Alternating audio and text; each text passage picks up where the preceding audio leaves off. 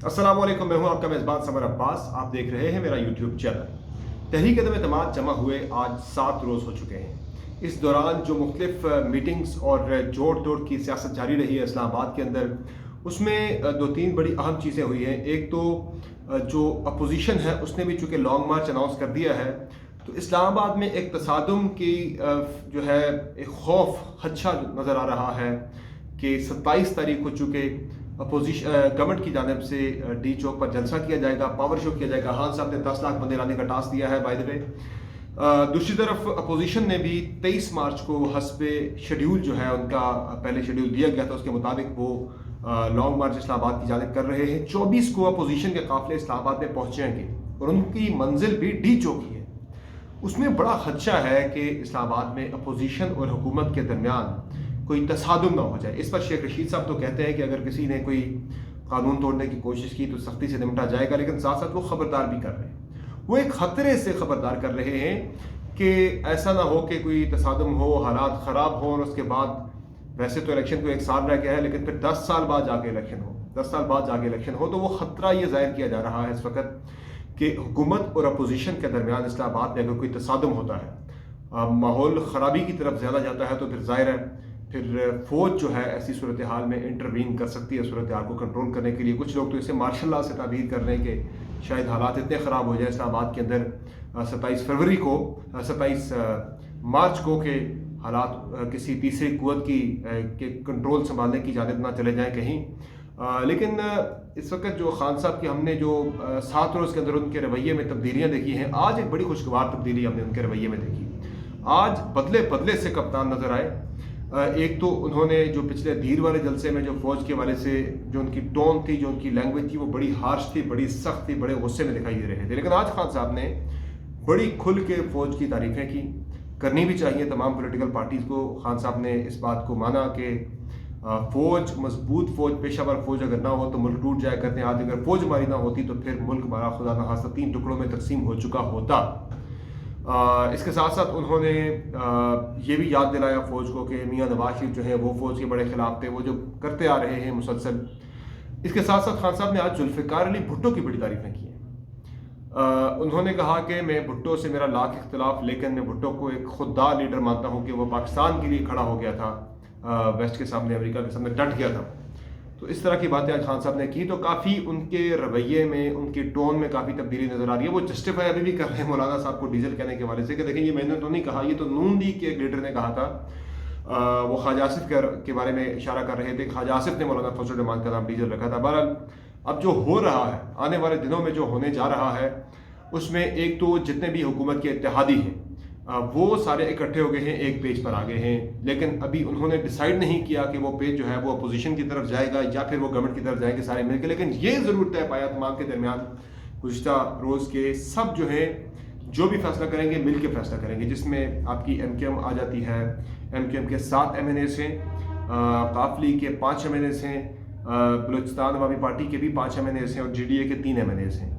GDA को अगर आप छोड़ भी दें, चूँकि पीपल्स पार्टी की वजह से शायद GDA ना भी आए आगे, लेकिन बाकी जो हैं उसमें ये तकरीबन 17 वोट बनता है। अपोजिशन का जो वोट है इस वक्त वो 162 पे खड़ा है, तो 17 वोट अगर ऐड होते हैं बीच में तो ये 179 तक टैली चली जाती है। 172 चाहिए वोट खान साहब की हुकूमत को गिराने के लिए, हटाने के लिए अपोजिशन को। तो यहाँ तहरीक इंसाफ के MNAs के बगैर ही अपोजिशन हुकूमत को गिरा सकती है, अगर ये सारे जो हुकूमत के इत्तेहादी हैं वो मिल जाते हैं अपोजिशन के साथ। तो ये उन्होंने फैसला कर लिया है कि जो भी फैसला करेंगे सारे मिलकर इकट्ठे चलेंगे, ताकि हमारा वजन नज़र आए, हमारे जाने या ना जाने से फ़र्क पड़े, जिसके ऊपर भी फैसला जो कुन है मूव वो इत्तेहादियों की जानिब से ही हो, वो अपना वजन दिखाना चाहते हैं। अब पंजाब का मामला तो बीच में ठप होकर रह गया कि पंजाब में क्या होना है, बुज़दार साहब ने रहना है, जाना है, इस हवाले से मज़ीद कोई मुशावरत नहीं हो सकी। लेकिन अब सारी जो नज़रें इस वक्त सारी वो इस्लामाबाद के अंदर तब्दीली के हवाले से सारी लोगों की नज़रें जमी हैं कि इस्लामाबाद में क्या होगा आने वाले दिनों में। अब उसमें एक जो स्ट्रेटजी पाकिस्तान तहरीक इंसाफ ने इख्तियार की है, पहले जो हमने आपको बताया कि उनकी पार्लियामेंट के अंदर की जो हिकमत अमली है वो तो ये है कि 63A का सहारा लेते हुए स्पीकर साहब जो हैं वो पाकिस्तान तहरीक इंसाफ के मुनहरिफ अरकान को वोट कास्ट ही नहीं करने देंगे। लेकिन उसके साथ साथ जो दूसरा स्ट्रेटजी है सामने आई, जो डी चौक पे जलसा किया जा रहा है 27 तारीख को, शायद ये एक धरने में कन्वर्ट हो जाए। ये भी चीज़ें इस वक्त ज़ेर गौर हैं कि वो उसे धरने में कन्वर्ट कर दिया जाए और अदम एतमाद पर वोटिंग तक वो धरना जारी रहे। अगर खान साहब हट जाते हैं, निकाल दिए जाते हैं, तो वो धरना वहाँ पे बैठ जाए। लेकिन इसमें सबसे जो इम्पोर्टेंट चीज़ ये है कि पाकिस्तान तहरीक इंसाफ को अपने अरकान कौमी असम्बली पर एतमाद नहीं है। तहरीक इंसाफ दर हकीकत देखा जाए तो वो अक्सरियत का एतमाद खो चुकी है नेशनल असम्बली के अंदर। खान साहब एतमाद खो चुके हैं, चूँकि उन्हें अपने MNAs के ऊपर एतमाद नहीं है। और खान साहब को ये शुबा है, ये डर है कि उनकी अपनी पार्टी के अपने MNAs जो हैं कसीर तादाद में, इनकी तादाद 10 से ज़्यादा बताई जाती है, कि वो अपोजिशन की सदम एतमाद की तहरीक जो कि खान साहब के खिलाफ आई उसे वोट देंगे।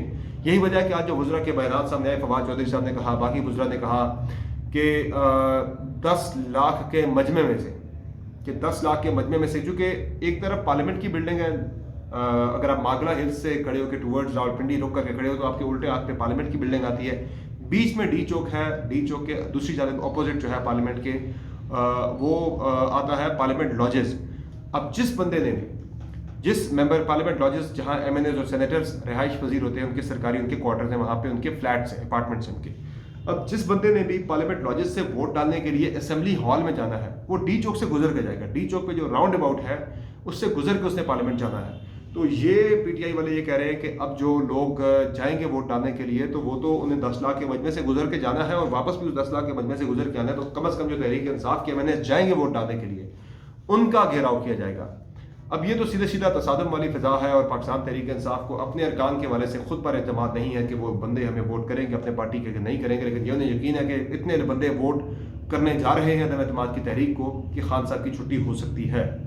अब इस्टेब्लिशमेंट की अगर बात की जाए तो मुसलसल यही सबके जहनों में सवाल है कि इस्टेब्लिशमेंट किस तरफ है। वो खान साहब को हटाने के लिए वो कुछ कर रही है, या वो खान साहब को बचा लेगी।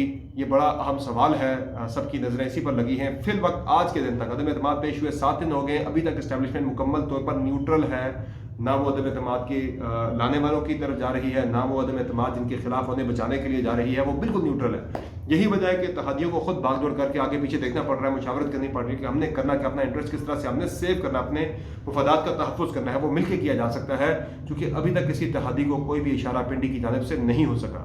यही वजह है कि वो आपस में मिल रहे हैं, अब वो मिलकर खुद मुशावरत कर रहे हैं। इसी तरह से अगर इस्टेब्लिशमेंट न्यूट्रल रहती है आखिरी दिन तक, आखिरी लम्हे तक, तो फिर खान साहब का बचना महाल दिखाई देता है। लेकिन कुछ लोगों के जहनों में यह सवाल ज़रूर है कि शायद आखिरी लम्हे पर, आखिरी मिनट में कुछ ऐसे फैसले हो जाएं कि खान साहब दोबारा सर्वाइव कर जाएं, खान साहब को इस अदम एतमाद के जरिए ना हटाया जाए, बल्कि जो रिमेनिंग टेन्योर है वो पूरा करने दिया जाए, और इलेक्शन में खान साहब की जो है वो उनका पता साफ कर दिया जाए। बहरहाल ये बड़ी इंटरेस्टिंग चीज़ें हैं जो कि आने वाले 2 दिनों में होंगी।